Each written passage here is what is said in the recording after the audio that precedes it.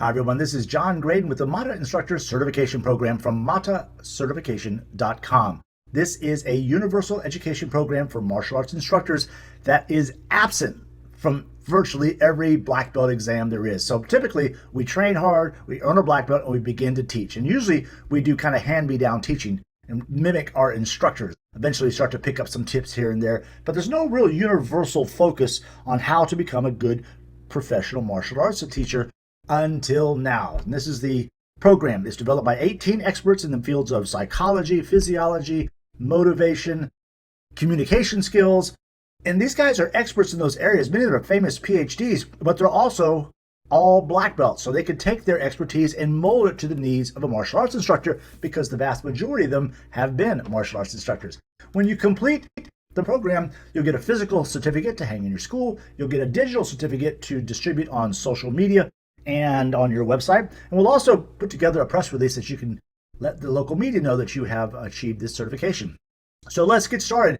We have 2 lessons today in the same clip. So we're going to watch a short little video, and then we're going to learn a couple of tips on how to become a more professional teacher. Okay, here we go. More, sir. Integrity. Integrity means Honesty.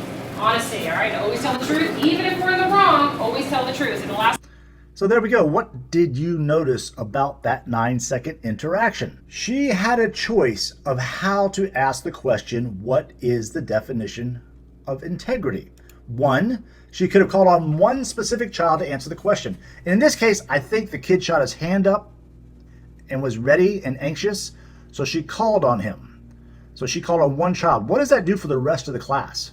That's interesting, because she could call on one student, or she could ask the question to the entire class and then choose a student to answer.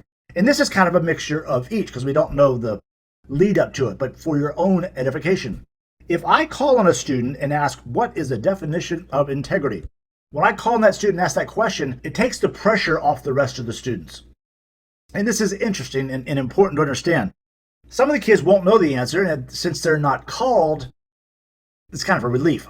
And I'm not saying that's a good thing or a bad thing. I'm just saying you want to understand the dynamics of what you're doing in class. So asking one child to answer the question takes the pressure off the other students. So when you ask the class first, okay, gang, I'm looking for the definition of integrity, and I'm scanning the room and I'm looking the room over.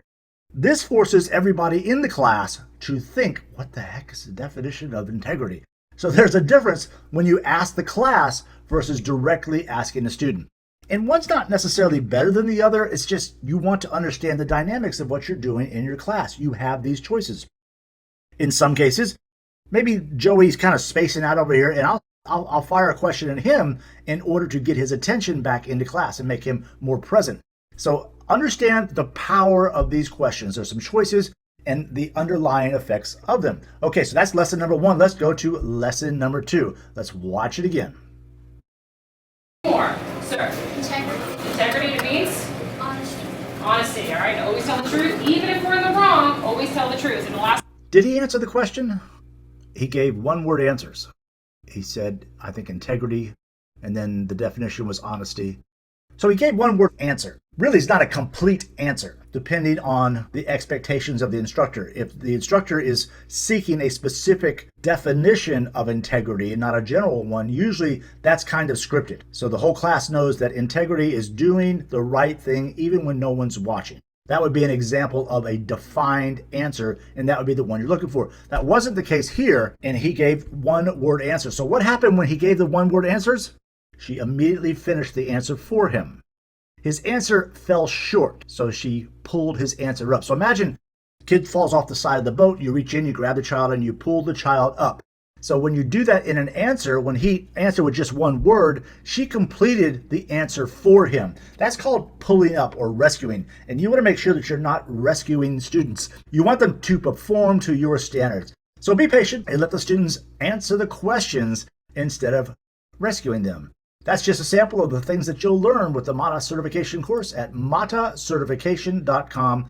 I'm John Graden. I hope this helps. I hope you enjoyed it. Please share and review and tell all your friends.